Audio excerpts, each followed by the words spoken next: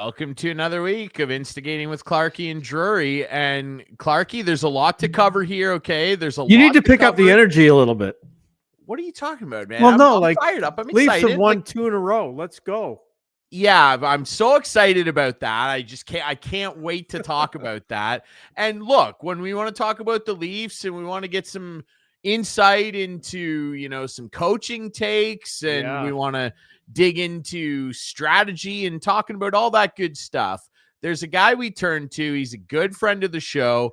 I don't know if this guy, can afford to give us his time, honestly. He's so busy, but we're very thankful that he carved out a little space where we could have a chat with him. He is the special advisor and development coach, and he's been helping out on the bench too recently as well with the Ontario Hockey League Sarnia Sting. People in Midwestern Ontario know this guy. Longtime general manager, head coach, Sutherland Cup champion with the Listowel Cyclones. We're very pleased to welcome on our friend and unfortunately also a big Leaf fan. Our buddy Jason Brooks is on the show. Brooksy, how you doing, brother? What's up? I'm doing great, Ryan and Clarkey. Thank you for having me on. We appreciate you coming on here. So obviously we'll talk a bit about your guys' Leafs and all that stuff. That's great. Even though, the Capitals are first in the East, that's fine. We'll talk about the Leafs instead. But before we do that, it's November. Or no, it's December now. It's okay. It's December. December. Yeah. Before we do that, though, Brooksy, we got to talk a little bit about what you've been up to. Now, I know you're also coaching the Huron-Perth Lakers U16 team. You're involved with the Sting, so you're back with an OHL team, which, of course, you have a long history of. I remember talking to you a few years ago and being like, do you still kind of have that itch to be back? And you were like, I don't know. I want to coach my kids and do all that. Well, here you are. You find yourself back in the Ontario Hockey League. Welcome back into the fraternity, brother. How'd this all come about? Well, I guess in the summertime when Ryan Finch, Mark Guy bought into the Sarnia Sting, they had asked me if I'd have an interest to maybe get back involved in some capacity. And I said I didn't want anything obviously full-time because, as you say, I'm coaching the U16 Huron-Perth Lakers and, having 2 daughters, one at the Wilfrid Laurier University playing hockey there and then one playing U22 in London, AA girls. It's busy here in this house and I want to be available to my kids, but at the same time, the opportunity to get back into the OHL in some capacity that the Sting were gracious enough to make work for me. As you said, an advisor and development type coach, mostly doing video of prospects and stuff, has really worked out really well for me and allowing me to still do the things with my family that I need to do. So on the surface, I think I would love to be an advisor to anything. What does an advisor to a hockey club do? What do you do? Quite honestly, Clarkey, it's a great answer because I feel the same way. I love being an advisor because you state your opinion, you share your thoughts. Love that. I get to work with, the coaches. I worked mostly with Mason Baptiste and Braden Guy, the assistant coaches there in Sarnia, especially after they relieved Alan Letang, who was, by the way, an excellent person, an excellent coach, was very gracious to me while I was there, working with the 3 of them just on game plans when I was around, talking about the team, talking about individual players. What they would have me do, though, and what Al was having me do is work with prospects, work with first-year players within the team, doing some video, trying to help them understand what the Sting wanted, what Alan wanted as a coach, and try to better prepare them and help them step into play when they're called upon. Dylan Sika is the GM and Mark Guy is president. I'll work with them a little bit just on personnel decisions and whatever. And it's just, like I say, it's kind of nice. You get to state your opinion, but you don't really have your butt on the line, so to speak. Right. Yeah, no target on the back. Yeah, That's the right. seat's not that hot, which is great. But I mean, obviously, with the recent news that Alan Letang was let go, obviously you kind of had to get called into action and hop back behind a bench. I mean, I'm sure that was a big thrill for you, and I know you like to downplay it, but I know that you do like being behind the bench. I'm sure it was a cool experience to jump back there, eh?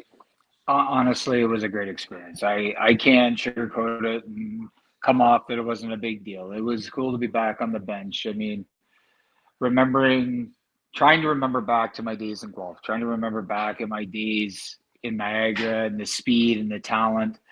And then you step on the bench. In our first game that I'm on the bench is in Brantford, and they're quite the heater of a team. To see in action was pretty impressive and pretty fun to be a part of.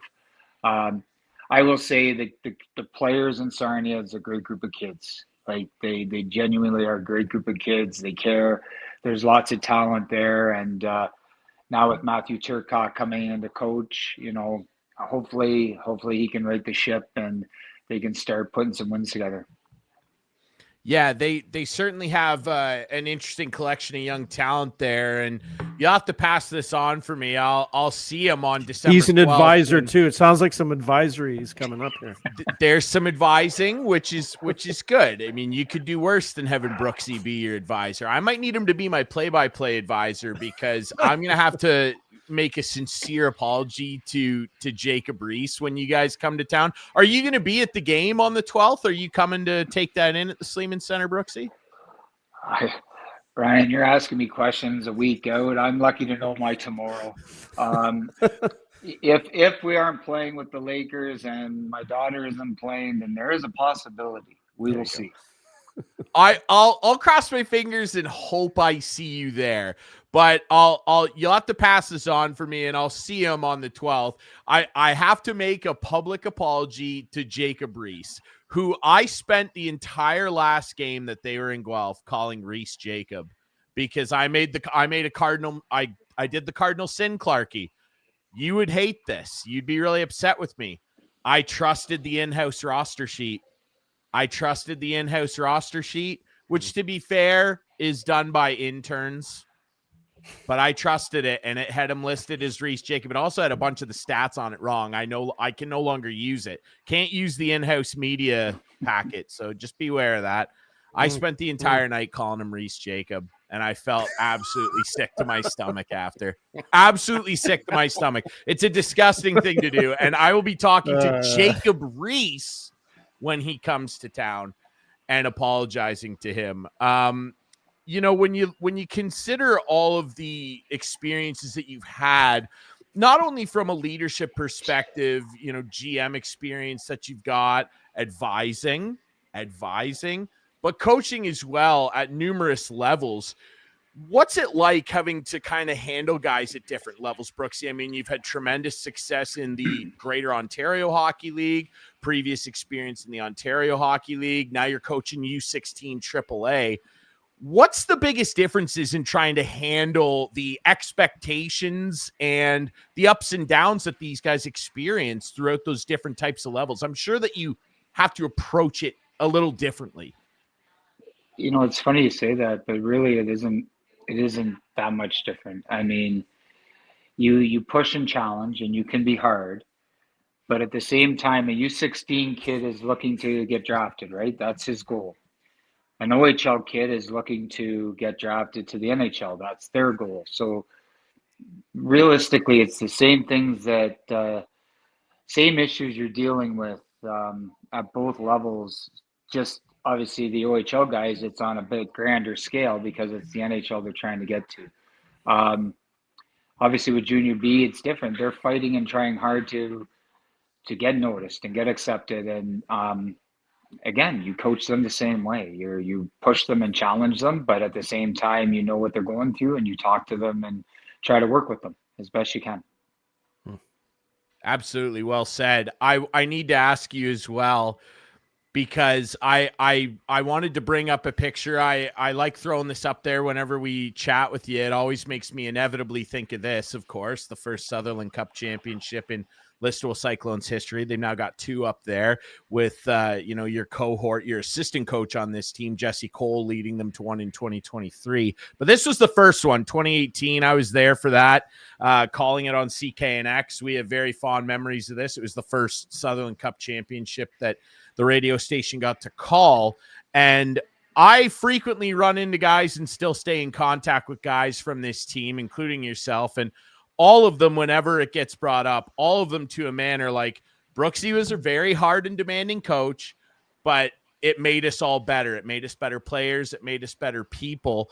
And when you reflect back on achievements like that and the fact that so many of the guys that are in this picture are now successful coaches, police officers, leaders in their community, continuing to be involved with the game, Holden Lansing, Brady Anderson, Blake Nickel. Like, when you look down the list at some of these guys, and Caleb Warren, who's gone on to great success in senior hockey, when you look at that, like, you must have a tremendous sense of pride when you reflect back on that, and to have so many guys credit you as such a source of inspiration for what they did on the ice, what they continue to do on the ice, and now what they're doing off the ice, Brooksy. Like, that's got to be a tremendous source of pride for you.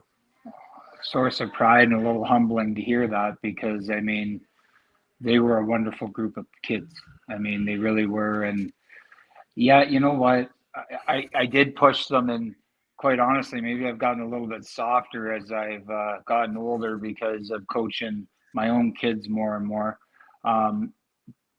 But I did challenge that group, and I pushed them hard. I wanted to see, especially that core group from town here, I wanted to see them have successes. And successes didn't mean winning a championship. I mean, I feel very fortunate that we were able to do that, and, the 2 cherries and then the Sutherland Cup in there.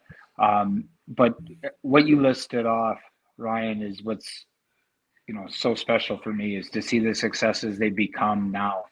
Since that time, as you say, the coaches and their successes, but the life skills of some of these guys are cops, guys have families, guys are working in Toronto in the world of business there. And you're right. I am very, very proud of them. And I love bumping into them too, because it always brings a smile back to your face when you think back to those great times. Yeah, absolutely. I do need to ask you this as well, on the note of you becoming a little soft in your older age here. How long would you say it's been since a whiteboard was smashed? It's got to be 6-7 years now. Yeah, I haven't smashed one. I'm not going to say I haven't had a good snap here and there, Ryan. I'm not going to say that. That's okay. I'm good for 2 or 3 of those a year, but no, I haven't broke a whiteboard. Not recently. Okay. I was gonna say it's been a little while. I'm sure.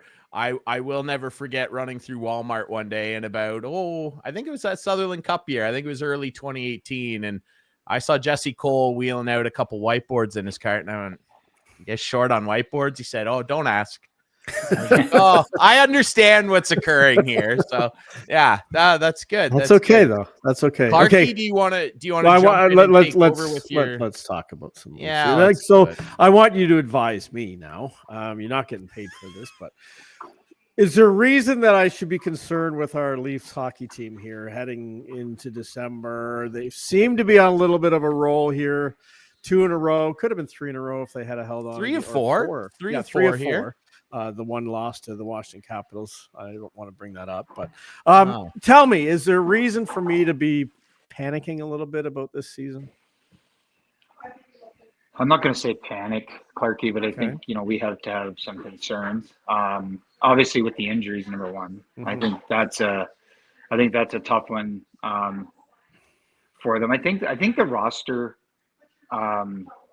creation that they put together, I find very intriguing. It's going completely away from the Shannon plan, what Kyle Dubas had created with Sheldon Keefe as coach, right? The very skilled and high flying group of players to more of a rugged banger style, mixed in still with some of the, great skill that they still have, right? With a Matthews and a Nylander, and even a Tavares at his age, he's still plugging along really well.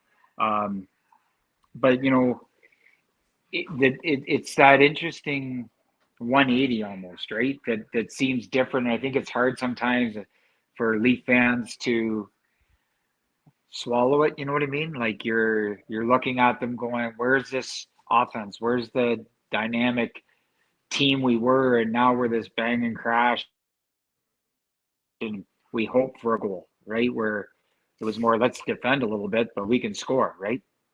But they also never won a cup. So are they built better now? I think in ways they're built better, but I still think the concerns, Clarkey, with the back end.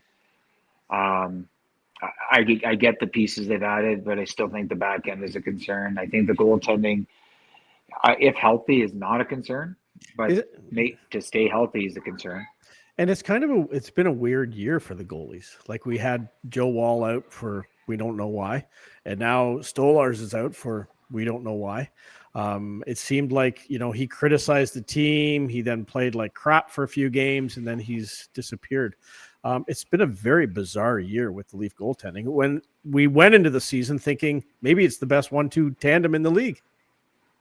I don't disagree, and I wish I had answers for you that you guys don't have, but I have the same answers you have, the unknown of it all.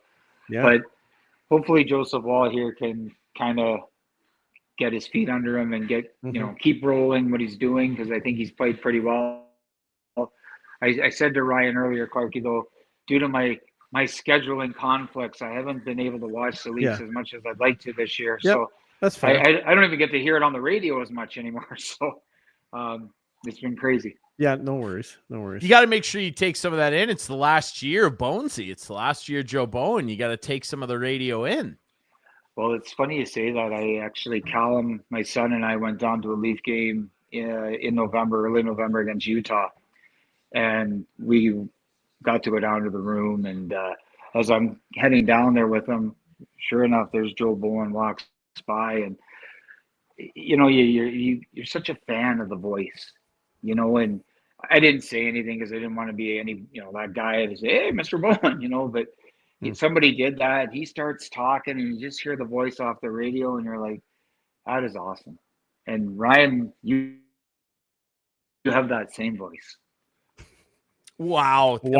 Holy, that's the nicest thing. It's certainly nicer than anything Clarkey's ever said to me on the show. So, wow, I really appreciate that. I did just see Bonesy's son, David, of course, obviously is the radio voice on the road of the Sudbury Wolves, and we just had Sudbury come from Guelph, and very talented. Obviously, the genes are very evident there. So I think he's going to have a long broadcasting career too. Ryan, can I ask about the power play? I know I probably haven't seen a lot, but there's still Brooksy. I don't know how many times we need to talk about the power play on this show. They're still going with the 5 forward lineup.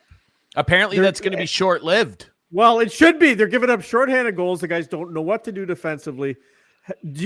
What do you install? Like what kind of why? I don't understand why they just don't go with the lines. Go with the 3 guys who play together and put 2D on and play.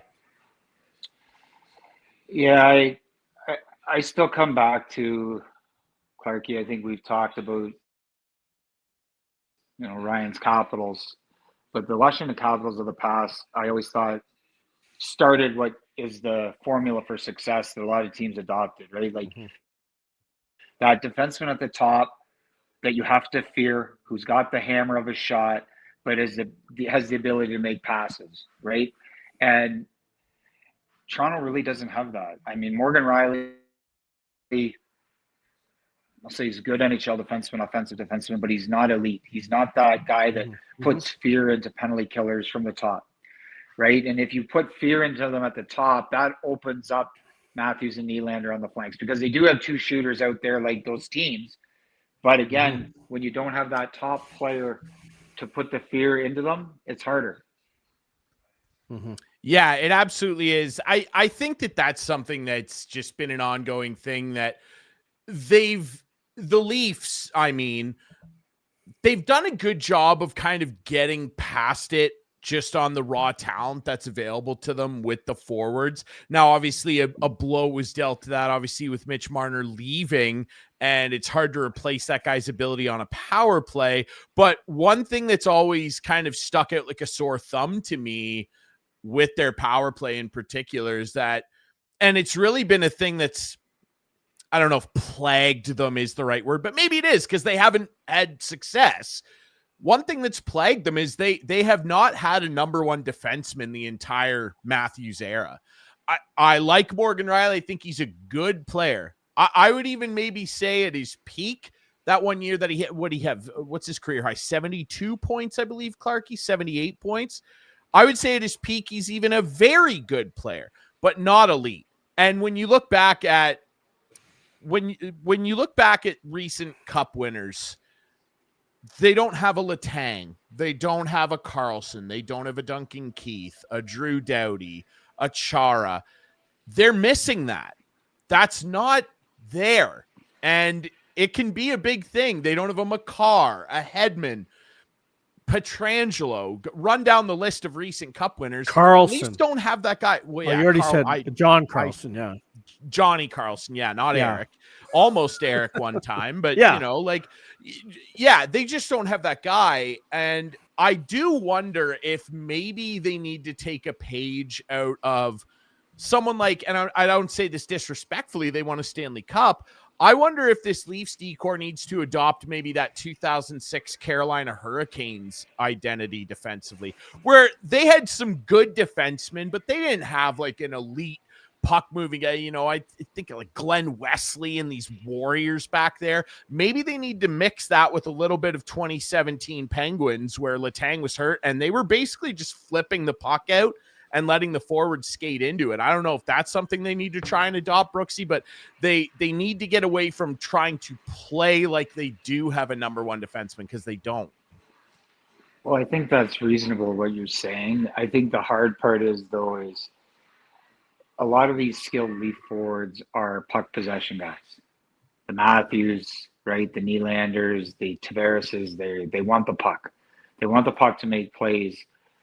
They, even to the lesser extent, the Arncrocks and the Robertsons who think they want the puck, right? Domi wants the puck. They got to get the puck to them. They got to get the puck to them quickly. The weird part about it all for me, guys, is last year that team was Game 7 in round 2. I am saying that right, correct? It's round 2, Game 7. Yep. And you take Mitch out. We've had our discussions about Mitch Marner in the past, but you know what? He's sorely missed right now, because he had Matthews, or helped Matthews get rolling more. He was very good penalty killer. Defensively, he had a conscience. Offensively, he drove me nuts. I've said it before and I'll say it again. He drove me nuts with the high risk, high reward. But they're lacking something in a spark, that last year was there. And we're talking about defense, but that defense was here. After the trade deadline, that defense was here, right? It's that the power play part of the defense is what they're lacking. And I agree with everything you said about the players, and on those successful Stanley Cup teams, the Leafs do not have that. Yeah. I want to ask about find that guy too, right? So I wanted to ask about Willie Nylander. Here's a guy who has immense talent. There's no doubt about it. But usually at least once a game, you'll see him jawing back and forth with Berube. Him and Berube. And it's like, wow. How do you do you just, if you're the coach of the Toronto Maple Leafs, do you just basically shake your head and just say, just go play, just put up points? It's a good question, because again, as a player, when I played, I'm coming out of the early 90s in the OHL, and playing for Brian Kilray. Brian Kilray barked at you. You never turned your head, right? No. You were not allowed to turn your head. The players on your team, the veterans, like made sure you knew, you do not look back. Right. And as a young coach coming through, you always kind of adopted what you had learned as a player, and you tried not to let them turn around. But I honestly don't know, Clarkey, what you say to that, because I mean, Willie makes more money. He drives, right? You know what I mean? Like they make more money than the coach, and it's a lot easier to get rid of a coach than it is to get rid of a player like Willie, right? To get the value back. Do you think there was any danger of Berube losing his job? Like I thought Saturday night, if they walked into Pittsburgh and had a bad effort again, that it could be happening. Ryan and I have talked about this before, but I don't know. They turned it around the last 2 games. I know 2 games doesn't mean a lot, but at the end of the day, I just think with an opportunity to change one guy to get this team going, because obviously they don't want to miss the playoffs. Sometimes you got to, the coach takes the fall, right? He's got the target, not the advisor. But I just look at that team, and you can stick it with the advisor comment. The downside for the Leafs is it's not Berube. He did an amazing job last year. He changed the style of play for that team last year, completely different from what Sheldon had done, and they bought in, right? Like you're game 7 away from moving on to the 3rd round. It comes down to these players have got to buy in to what he's doing, and you know what? You're right. If they don't buy in, something has to change. But the names out there, like. You go get Pete DeBoer, who I think the world of as a coach. I think he's one of the best coaches in the game today. But he's a lot like Craig Berube, right? Like he's a hard-nosed defensive type guy. That voice is not going to change. You know what I mean? The narrative isn't going to change for them. So I don't know. Yeah, I found it interesting when I can't remember who they play before Washington. I can't remember, but they won the game. First game of the trip. Columbus, and they had a lead after overtime. 2, and they were talking to Matthews, and they said, "What do you got to do to win this hockey game?" And his comment was, "We just got to keep playing boring hockey." And I thought, this is a guy who scored 69 goals. He doesn't want to play boring hockey, and I thought that was a little shot. But at the end of the day, he should want to win a cup. And I guess if you have to play boring hockey to win a cup, you got to do it, right? Well, definitely. I mean, I think the New Jersey Devils back in the 90s were the kings of boring hockey, and, you know, all they did was win. So, I think there's a combination, though, and I think that's where maybe the struggle is this year is they got to find it, like, between boring hockey, as you say, to freewheeling and losing, right? I don't have a great answer for you as your advisor, Clarkey. So the worst is playing boring hockey and losing.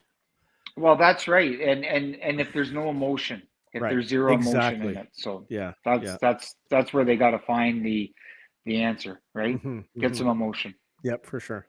Yeah, that's the biggest thing. I mean, hey, we're talking to a guy who would know this better than most. I mean, that team that I put the picture up of the Listowel Cyclones that year, you guys won the Sutherland Cup. I still say to this day, I think that's the greatest junior B team ever assembled. Like I'd put that squad up against any squad that's ever played in the Greater Ontario Hockey League, and they win every time, in my opinion.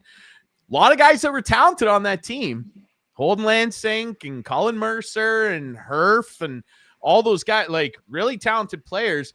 But they would always dig in, and they seemed to take pride in digging in. And when you hear, that's a term that gets thrown around this Leafs team a lot, Brooksy. And I know you got to go. We'll let you go on this. When you hear that term, and when you, I'm sure over many conversations with players, have used that term, specifically with star guys like Willie, what do you mean? What does dig in mean from the coach? You know what? It's engage in battles. It's using your body to engage in battles, not to blow people up, but to win those one-on-one battles, to back check, to have a conscience in back check, right? And I'll say this, watching the Leaf game against Utah, sitting upstairs, you got the view of the ice because I'm cheap, so I'm in the nosebleeds. And honestly, it was awesome because you see everything. And that was one of the biggest things I noticed. Well, two big things I noticed about their two stars. So star one, Nylander, I thought was kind of lazy a lot of the time without the puck, right? Like defensive responsibilities to get back. There isn't a lot of that dig in to get back and get on the D side or get somebody's stick. Offensively, he gets the puck and Clarkey's like dynamic, right? He just kind of sit back and go, wow. Mm-hmm. Austin Matthews played, and I walked away going, he's really, really good defensively. Like from a dig-in standpoint, he gets on the D side, he uses his stick. You'd like to see him engage physically more, but I know in our past discussions, do you want him digging in, being a power forward and hammering people, or do you want 69 goals? Right? And Mm-hmm. I don't think he's the player that can do both. He creates it off of turnovers, open space, the shot. It's not through blowing up somebody in the corner, driving the net, right, and whacking something in off a rebound. Yeah. So your point, Ryan, that's the dig in part, though, right? Like the willingness to be on the D side, the willingness to, win those battles, to get in the tough areas, right, in front of the net, to win battles at the defensive blue line, to make sure you get the puck out and you're not throwing hope plays everywhere that could lead back against you, right? You want simple plays. And quoting Matthews, what you said, Clarkey, like it's boring hockey at times, but if you dig in, it doesn't have to be, because offensively you can find the net probably a lot better than playing run and gun hope hockey. One last question. I know Ryan said that was it, but one last question, if I could. What do you make of this seemingly debacle with the Olympics with a 4-foot shorter ice surface? Like, is this how will this change the game? Again, in my advising role, yeah, I wouldn't want to comment on it, to be honest with you. I think I think it's going to hit a snag with the PA and the NHL. That they're not going to want this, right? It's craziness. What's going on? It's bonkers stuff. The IOC's a mess, and I have plenty of comments about it, Clarkey. And we'll talk about it later. We'll dig into that. Brooksy, man, you're such a busy guy. We really appreciate this. I'm so happy to have you involved back in the Ontario Hockey League. And if you are at the game on December 12th when the Sting visit the Storm, please remember we had this conversation. I know you're busy. Come say hi. Come by the booth. You know where I am. Once upon a time, I knew my way around that rink, so I can come say hi.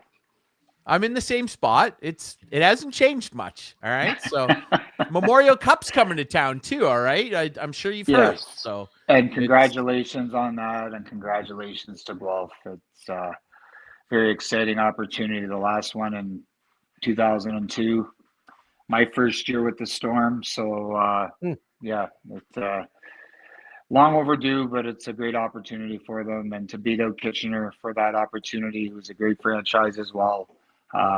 Kudos to Guelph. Absolutely, sir. Well said. Well, we appreciate you doing this, buddy. It's never boring hockey when you're on the show, brother. Well, I thank you, and I appreciate Clarkey as his new advisor. We'll do it again. We will. Awesome. Absolutely, buddy. Checks Thanks, in the mail. Brooksy. Thanks, guys. Appreciate it. Thanks. Take care, buddy.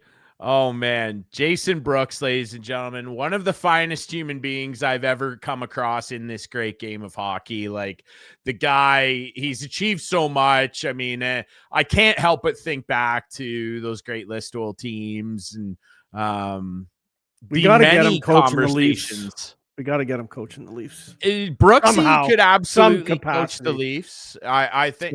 Listen, well, here's the thing, though, is like, having said that, and this is not a comment on his ability as a coach, I don't know that Brooksy could coach the Leafs because, like, Craig Berube's having a trouble with it, and I loved his point about Pete DeBoer, and like Brooksy knows. Pete real we've well. talked about it, for sure, and we've talked about Pete DeBoer for sure. But like, if people think that like Pete DeBoer would come into this situation and like, I don't know, be like chummy with, like, if they think he's going to walk in there and be like a Bruce Boudreau players type of coach where he's like, hey, Austin, how you doing today? For sure. It's like and if the players thought that, you're going to get a very rude awakening. And I mean, I know one thing for sure. Brooksy's an amazing guy. He's so well-spoken, beloved by everybody that's played for him. But like everybody's always told me, from Holden Lansing and Caleb Warren, great leaders, captains on down. Brooksy's an awesome coach. He'll get on top of you, man. That dude was hard. I remember standing around at pregame skates, warm-ups, and like him not being happy with the way a guy was warming up and waving him over. I won't say who that player was, but I witnessed it numerous times. Him being like, are you taking this seriously? Like, this is a big game tonight, right? And like, this is a game in like November, like setting the tone early with these young guys. And he was tough on them. He was very tough on them, but it worked out. And I don't know if he'd be able to have many conversations like what we see Craig Berube having with William Nylander, who is, in terms of raw skill with a puck on his stick, one of the top 10 pure skill with a puck, maybe even top 5 player in the league. Yeah. He's dazzling. Without the puck, he's not even in the top 200. Without the puck, William Nylander's not even I don't even want him on the ice when he doesn't have the puck. I'm just being perfectly frank. I'm not trying to be a dick on here. They need him. So they need him. There's no doubt they need him. But I hear you. You know, listen, do you have any idea? So Leafs in Florida, usually a lot of Leaf fans at the game, right? Do you know what the ticket prices were on Tuesday night in Florida? Oh, when they were in Sunrise, I genuinely have no idea. Were they outrageous? No. This was about 2 hours before game time. And I'm not joking. Whoa. So $5, $4, 34 first level. Whoa. So to me, this shows two things. One is the Florida fans don't care when they're not playing well. Secondly, there's not a lot of snowbirds down there, or they would be eating these up. The cheapest ticket was $4. That's, if I had seen this the day before, I literally could have bought a ticket from Detroit to Fort Lauderdale, flown down there, flown back, stayed in a hotel, watched the game cheaper than I could have gone to a Leaf game. Yeah, Toronto, dude, this is that crazy? It's not, because anybody that pays attention to this stuff for the last 50 years knows that this is the case. It's a tale as old as time. Though. That was US. It's so 5 US prices. 5 US would be 8 Canadian. 850. I don't know. Whatever. Math. But craziness. Just not crazy the price of tickets. Yeah. Absolutely. Dude, it's a tale as old as time. Leaf fans can't watch the Leafs in Toronto. No, I know. Like even a guy like Brooksy, who's got connections. Right. Nosebleeds. That guy should be in a box. I'm telling you right now, things are changing down there a little bit. There's tickets available to games, and the tickets are getting cheaper to games for the Leafs right now. That may change if they start winning again, but right now, like that last stretch before this road trip, you could get a ticket for less than $100. So you're right. Yeah. So what you're saying is there is spender fatigue because the team's been so poor. Yeah, and we've never seen that in Toronto. Win or lose, people showed up. Now they're losing, and people are saying, you know what? Times are a little different here.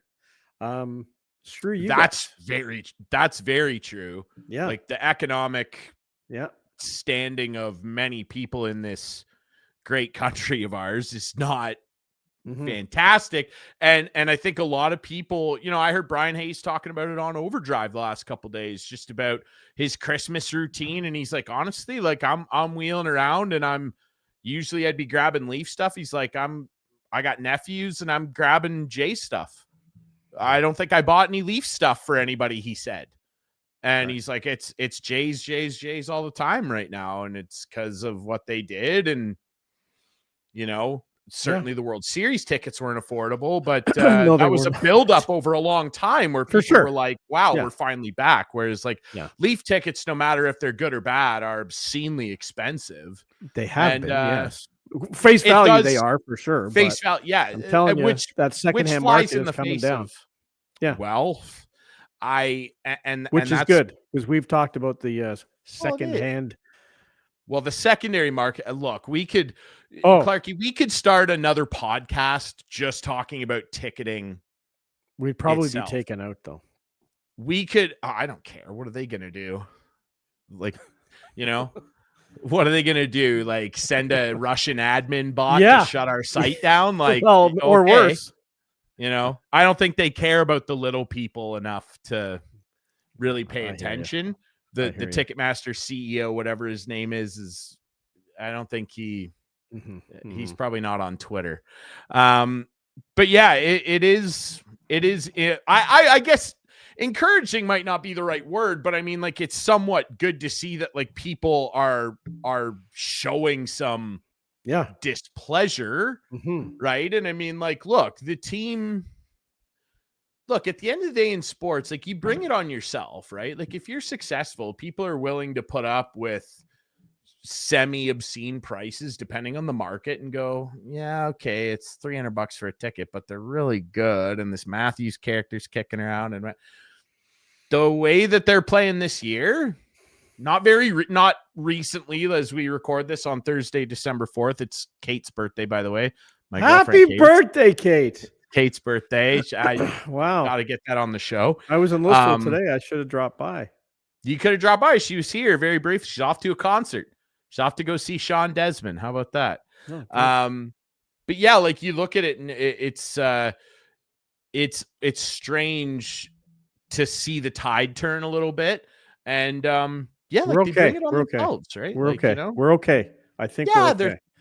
I was in panic mode Saturday night. I gotta tell you, I thought if they lose this game Saturday night against Pitt. Well, and they leathered Pittsburgh, who have really come back down to earth. Like, they did.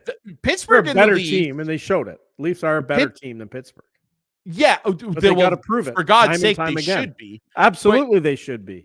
I think that with those two, you're seeing that classic, like, extremes that are going to eventually meet in the middle somewhere.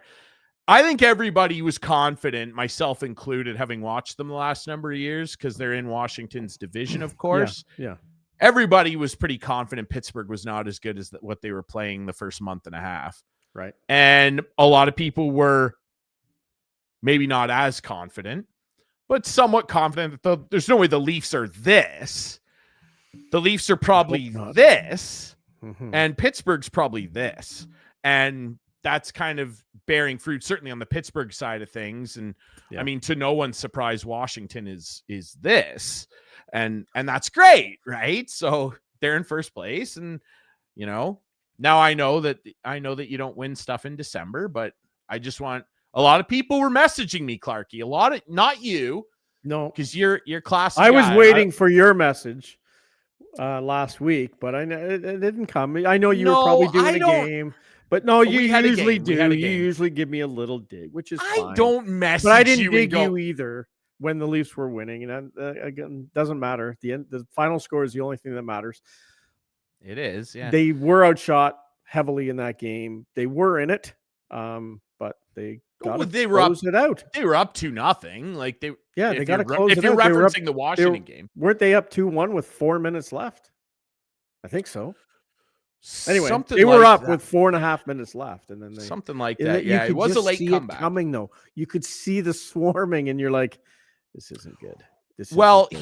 Here's what it is, right? It's guys like my boy Tommy Wilson who come out and dig in. Mm-hmm. Tommy Wilson's on pace for 100 points. Incredible. What a goon. We got to kick this guy out of the league. It shows how much the average fan knows. The average fan doesn't know a damn thing. Most of them need an advisor like Brooksy. Special advisor to instigating, by the way. Put that on your resume, Brooksy. He is. Yeah. We should put him on the credits. We should get him in the credits. It's just one of those things where, and look, I'm not saying I'm an expert, but you need certain people that have a good sense of things and can see something in a player. And I've certainly acquired a little more of that over my time spending so much time in a rink over the last number of years, particularly with junior players. Like I've seen guys where you go, there's something in there. If I can brag for a minute, like Braden Bowman of the Vegas Golden Knights is lighting it up. I said 100 times over the course of his career on Storm broadcasts, I'm like, Bonesy's a pro player. He's playing in the NHL someday. The shot alone. And look what he's doing. I think he's up to 6 goals now. They can't send him back down. They can't send him back down. So my point, though, and I'm certainly not a guy you'd turn to get a proper assessment on a player, but Tom Wilson's a good example of a guy where everybody thought this guy's just a fourth-line goon. He runs people over and hits people in the head and gets suspended. Turns out, actually, he's a 30-goal scorer, and I don't think he's going to finish with 100 points. God bless him if he does, but look what he's doing out there. And on that note, I want to quickly, if we can, Clarkey, jump over to baseball because we haven't talked about the Olympics. Let's talk about that quickly first. You're right. Let's talk about the Olympics. I personally think that the NHL needs to pull the plug. Well, and give them an ultimatum. Apparently, Bill Daly said, well, first of all, if the rink's not ready, they're not going because the rink is still not ready. They've known for 8 years they're getting the Olympics. And then we're now December 4th, and they're not ready. And their first game's in 2 months. Like the rink is not ready.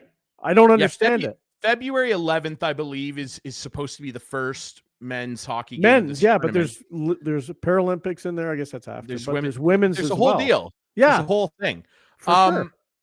Here's my stance on it. The IOC should be embarrassed and should apologize. From the NHL's perspective, this is a real tough thing because they go, okay, we'll send our players back. They've already scheduled the season. I know, to have that gap, and because of that, it would be a logistical nightmare for the NHL to go back to these buildings and say, by the way, remember that 3-week vacancy that we were setting up for, and you're a building that needs to make money, so you booked a bunch of concerts and different events during that time when there's no hockey? Yeah, we're going to need to wipe that all out, so you're going to need to call like 13 different artists and get them to cancel their show. There's no way that's going to happen. They can't do it. And I don't know. That note, yeah, go ahead. Because that just is not feasible from a pure business standpoint, I truly believe that they're going to end up playing the tournament in like Switzerland or something, or maybe that's what I was going to host it on North American ice. Are you telling me there's no other rink in Italy that they can play in? Like, there's no rinks in Italy. 200 by 85. I know that there are, because my cousin Brad goes over and does hockey schools in the summer. Unless they're smaller too, I don't know. They're small. We're so talking like play there, but yeah, like there's got to be rinks somewhere that they can. Well, because there's got to be. It's such an embarrassment for the IOC. Like, it's incredible, and so there's rinks over there that are, most of them, I think all of them actually, are Olympic size. So that's a problem, number one. Yep. And number two, they're so small that there has to be a revenue element to this. And we shouldn't call it Olympic size anymore. This is the Olympics, and it's not that size. Well, I know they're 200 by 100. Yeah, 200 by 100 instead of 200 by 85. Now, someone said today, I think it was Chris Johnston on TSN or his podcast, he said that the league played an exhibition, or actually – 2 teams went over at the beginning of the year to Sweden and played on that exact same size rink. So the league, I don't think, is as concerned about the size of the rink as opposed to it being ready and done. So like apparently they've known for a while that the size of the rink is going to be a little bit smaller, 3.5 or 3 feet, 10 inches smaller. At the end of the day, that doesn't sound like a lot to me, and something you can overcome. The neutral zone just be a little shorter. Sure. Like, ultimately you just want the facility operational. Like, I saw the picture the other day, like they're still hanging rafters and like steel girders. Like, Italy, what's going on over there? Like, are you guys? They've known for 8 years. And look, I am not a construction expert. I'm not a politics expert. I don't know how much is handled by the IOC in terms of them organizing the construction of the building for their event, how much is handled municipally in the area of Milano that is hosting this. I don't know who to blame here. They need to send some more people to get this done. Like, do you know in 1930 how is this possible? Do you know how long it took to build Maple Leaf Gardens? Oh God, I read 10 this months. once. Yeah, they built Maple Leaf Gardens in 10 months in the middle of a depression in 1930, which they probably didn't have the same kind of equipment they have now. They built people worked harder back then. 10 months. Just get it done. Just get it done. Oh, I'm having a hard. They could have built one up in Vaughan in 10 months. The O-Dog said that. Yeah. He did say that. Anyway, it's such a joke. Like, first of all, not getting it done. Secondly, it's a bad and like look. Bill Daly, the whatever he is, commissioner, the deputy commissioner, little helper, said if it's not done, we're not going. So it doesn't sound like another venue's an option, which I don't understand why, but whatever. And not the way he made it sound, though, that they've accepted the fact that it's going to be a shorter ice surface, and they're just going to live with it. It's actually a little bit wider. It's 85 feet and like 4 inches or some stupid thing. So I don't understand, though, when you know you're building it for one particular thing to host the Olympics, how you cannot get it 200 by 85. That just boggles my mind.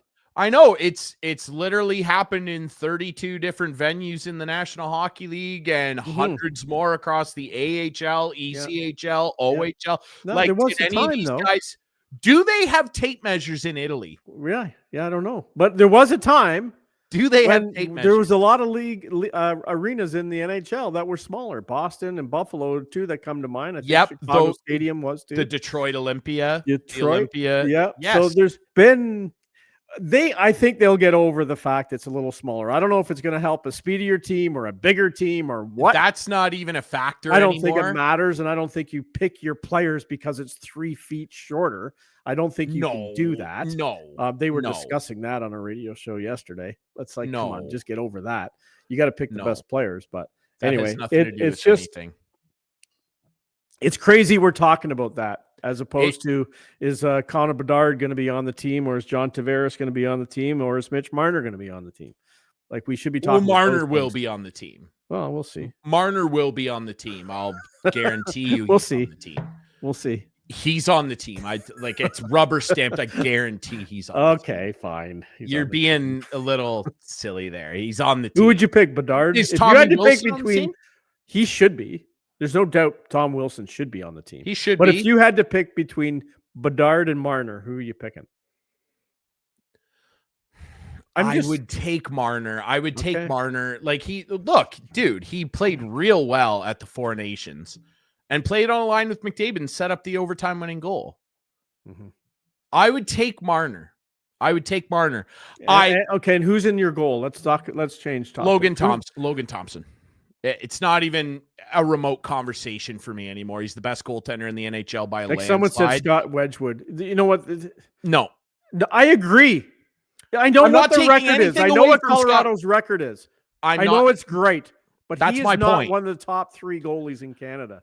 Like, I think. Look, I'm not trying to take anything away from him. As much as that pains me to say, and they're going to take Binnington. They're going to take him. I think so too. I think that's your 3 guys: Thompson, Binnington, and Darcy Kemper. Yeah, I agree. I'm not trying to take anything away from Scott Wedgwood. Unbelievable. Happy for the guy. But no proven. When you look at high danger save percent, we don't need to dig into all that. No, we don't. Okay, let's talk Blue Jays. We got 5 minutes left. Let's go. What's happening here? Well, let me tell you, there's some serious heat building. Let's first start quickly with a $30 million signing in Cody Ponce, former big leaguer. There he is in his Pirates gear. Mm-hmm. So this guy had a real resurgence to his career this past season, playing in the KBO. That's the top Korean baseball league division. Yeah. And our friend Keegan Matheson, friend of the show, wrote a nice piece about him. He was a 2015 second-round pick of the Brewers, who saw parts of 2 big league seasons. He played with the Hanwha Eagles this past season. He was a teammate of Hyunjin Ryu, as a matter of fact. He was. He wore his jersey in the game. He absolutely did. I understand. Blue Jay jersey. I understand this is a different league and the competition level is different. But what you want to see out of a pitcher, and this goes back to my conversation about Brooksy and advisors and having guys that can get a good eye on guys and go, that'll play in the big leagues.